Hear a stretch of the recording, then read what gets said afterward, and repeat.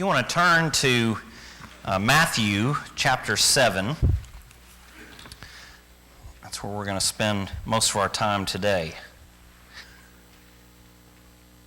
We've been talking for a few weeks about this series that we've just titled Jesus, Friend of Sinners, and been looking at how Jesus interacted with people, how he spoke with different groups, how different groups responded to him, and what was his message? What was Jesus' message to each group?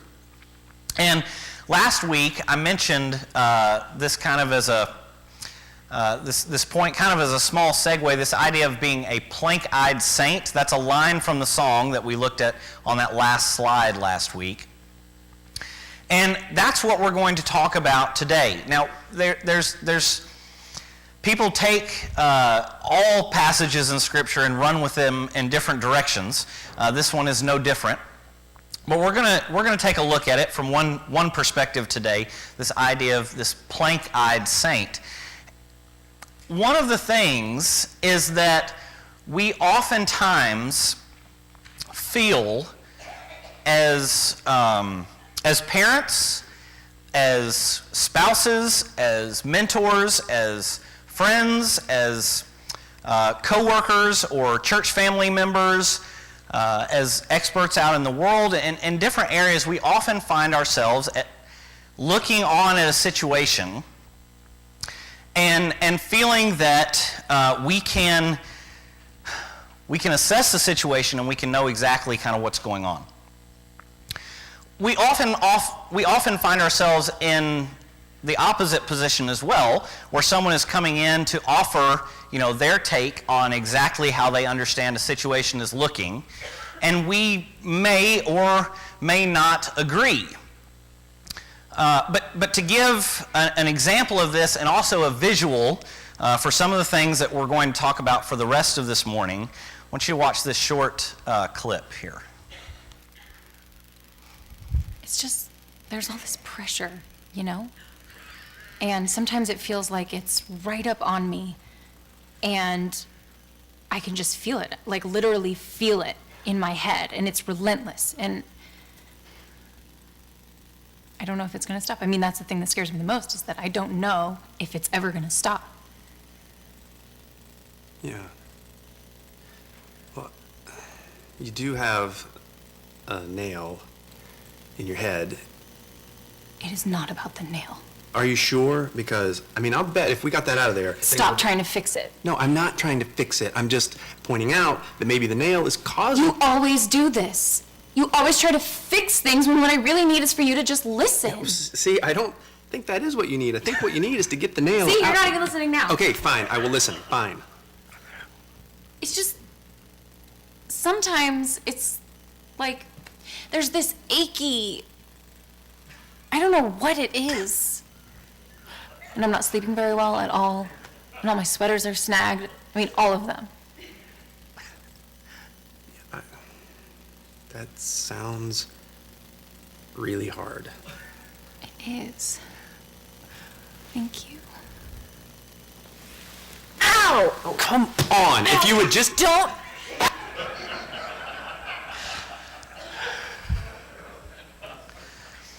It will not surprise you to know that comes from mine and Aaron's library of marital counseling videos. But one of the things that I want you to see is that we sometimes miss just how big an example Jesus is making here. So in Matthew 7, this is a part of the Sermon on the Mount. Jesus started the Sermon on the Mount in Matthew 5, and he hasn't stopped. Matthew 5, Matthew 6, Matthew 7, this is all a sermon, a continuation. This is all part of that Sermon on the Mount. He hasn't left.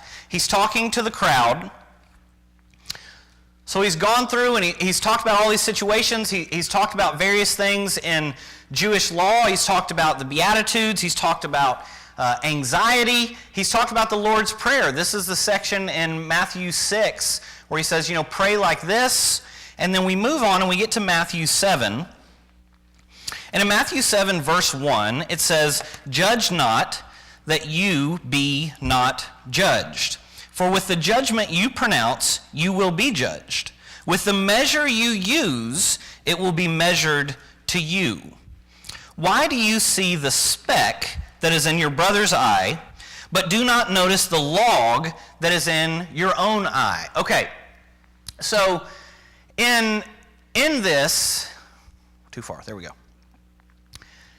This speck and log, the language that Jesus is using, really kind of translates to, why do you see this speck of sawdust in your neighbor's eye when you have, and again, this is the language that's being used, when you have, a 6x6 plank protruding out of your own eye.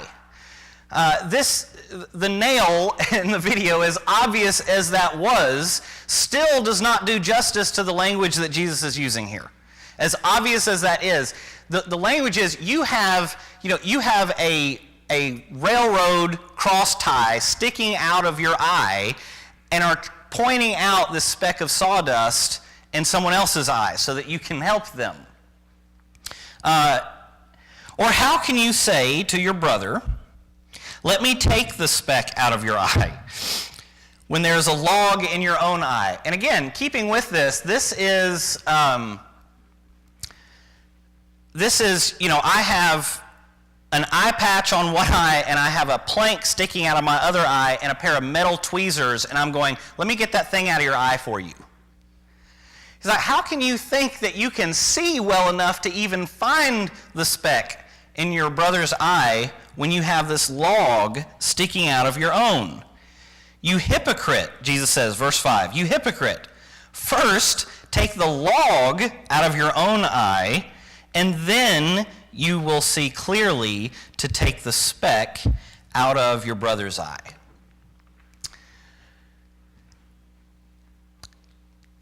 It is it's an interesting piece. We have, again, kind of bookended here. We have the Beatitudes and the Lord's Prayer on one side, and we have the Golden Rule on the other side. And here we have this piece about judging others. Now, it says, judge not, that you not be judged, for with the judgment you pronounce, you will be judged, and the measure you use, it will be measured to you. Jesus has just finished talking about the Lord's Prayer, where he talks in there about forgiveness in this manner. Forgive others as you will be forgiven. Father, forgive us as we, in the same manner, with the same respect, in the same way that we forgive other people. Here again, he's using this with judgment. He's like, judge other people.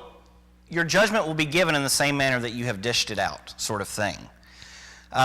He is definitely making sure that this sticks out. He's definitely making sure that everyone is paying attention here.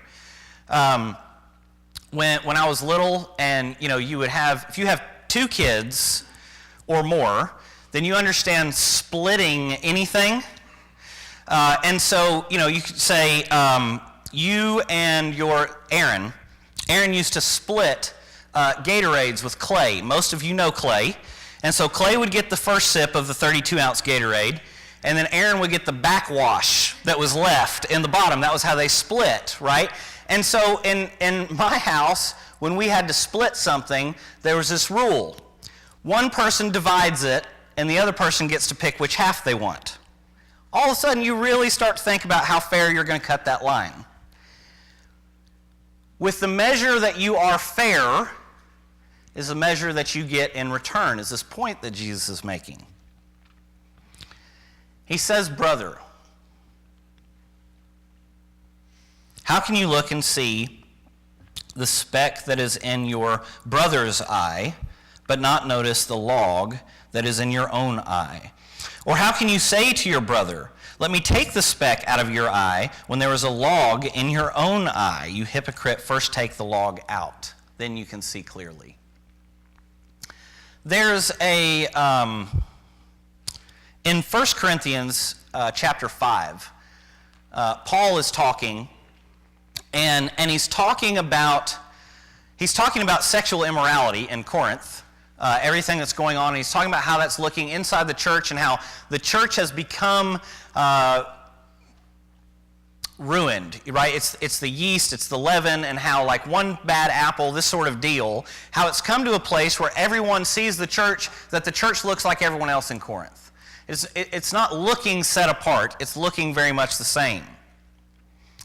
And at the end of chapter 5, he makes a statement on judgment that is interesting and comes to kind of what we're talking about this morning. Several weeks ago, I talked about being up with Aaron in Kentucky and seeing that clinic that had the line of people yelling and screaming and holding signs and all of that. This is what I picture too when I'm reading this. Paul says, "What on earth business do I have judging anyone on the outside?" Paul's saying, why when I say stay away from this type of people, when I say flee from this type of people, when I say keep yourself from these type of people, why would I be talking about the world? Why would I be talking about people on the outside who don't know any better?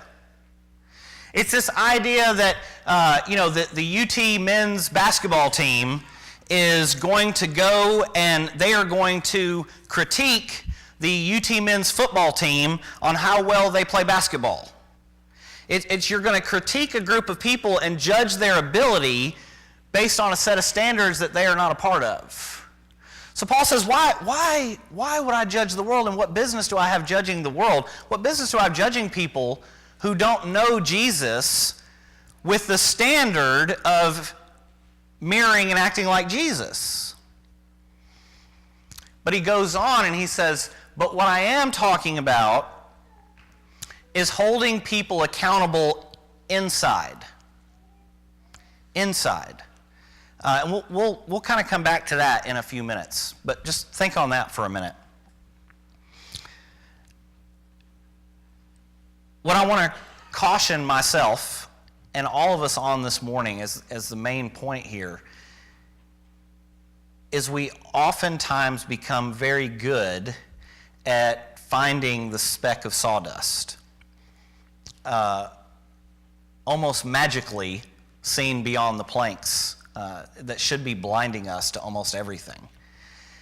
And Jesus, when talking about how we deal with brothers, talking about how we deal with family, doesn't make the statement that you shouldn't, a speck of sawdust in someone's eye. Years ago, I got a speck of, a little tiny microscopic speck of metal off of one of these handrails out here that I was grinding down. I was wearing safety glasses. It went underneath and got in my eye. It was tiny, microscopic. But they still had to, take a little X-Acto knife and get in there and take it out. Because even as small as it is, it could have caused great damage. So the point isn't you see a speck of sawdust in your brother's eye who can cause them great damage, and you go, well, it's not my place to tell them it's there. That would be rude. But it does say we are to deal with our own place and our own heart and our own stance before we have the ability to even diagnose or notice a speck in somebody else's eye. He says, first you've got to remove this plank out of your own eye so that you will then be in a frame of mind and have the ability to even be able to see the speck clearly to help your brother. If I'm so blinded by what's going on, I don't have the ability, literally, I don't have the physical ability, if I'm blind, to come help you remove something from your life if I can't even see clearly enough. I'm going to cause more harm than good. When we talk about Jesus, friend of sinners, and we talk about how Jesus spent his time in the tax collectors' homes, and he spent his time with prostitutes and sinners and all these people that were cast out and set aside and marginalized and kicked out, how he spent his time with them. I would be remiss not to mention that we also all know that there are places in our life, things that we struggle with, that we have a plank in our eye and we couldn't begin to go help someone in that area without causing more harm than good. Sometimes it's a time period. Sometimes it's an entire subject. When an addict goes through rehab, they don't become a sponsor right away. That's not a role they can have. The plank is still so big in their eye, they can't possibly help someone starting this process. If you have an alcohol addiction, then going and sitting with people at a bar to try to, be with people and share time and share family with them is not your place to be. Because it is a struggle with you and something the Bible says, you'll fall in. You'll fall in. If there's an area in our life where we are blinded by this plank, that is not the area that we go and we try to help remove the sawdust from somebody in the struggle that they are having. We are all suited and called to different areas, but we aren't all suited and all called to all areas. There are areas in our lives that we cannot be called to, at least possibly for the season that we are in right now.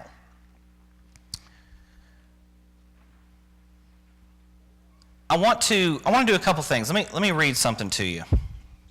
This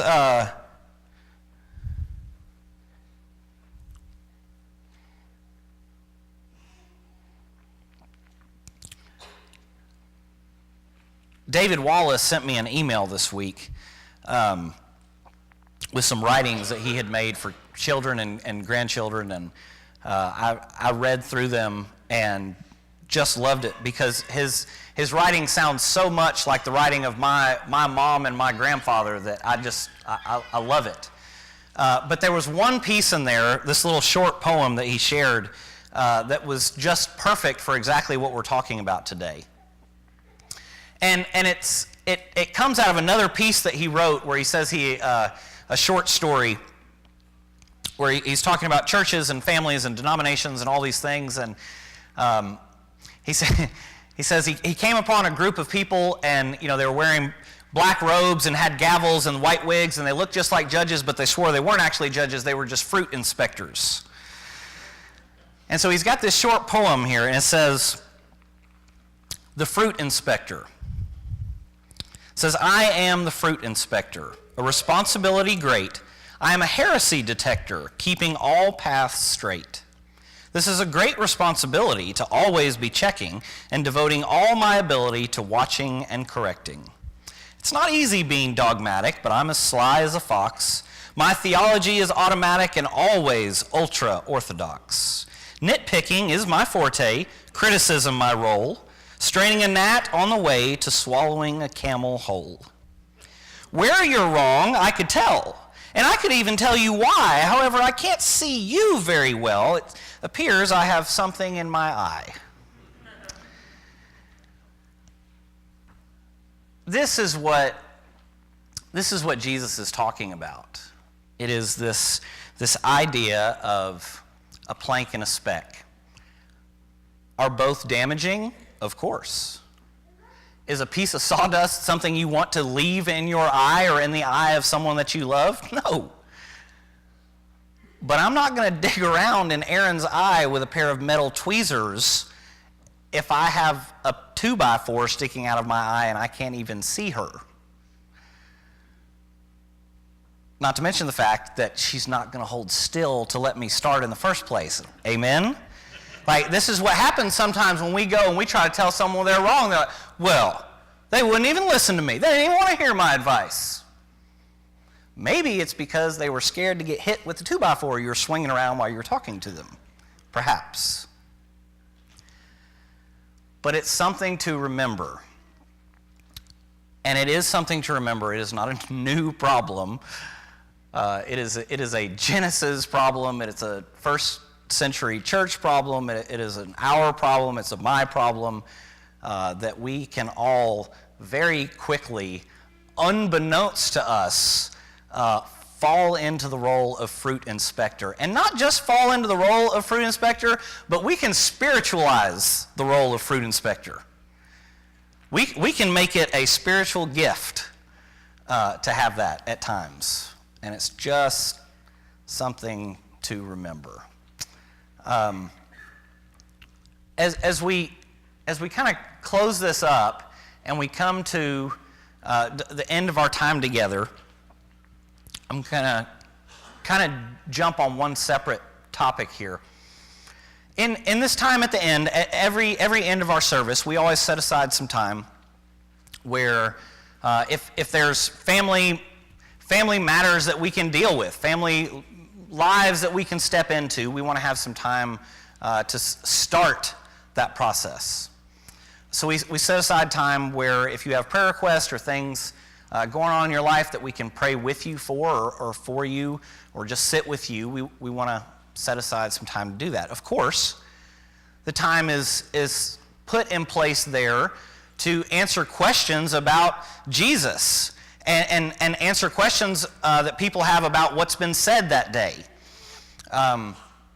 We use this time in hopes that if somebody is having an encounter with Jesus or wants to have this encounter with Jesus for the first time, it's a time for that we can answer questions and we can talk with them and show them who Jesus is. Somebody asked me, genuinely asked, just curious, I don't ever mention during this time, I never talk about, and if you would like to place membership with Highland View.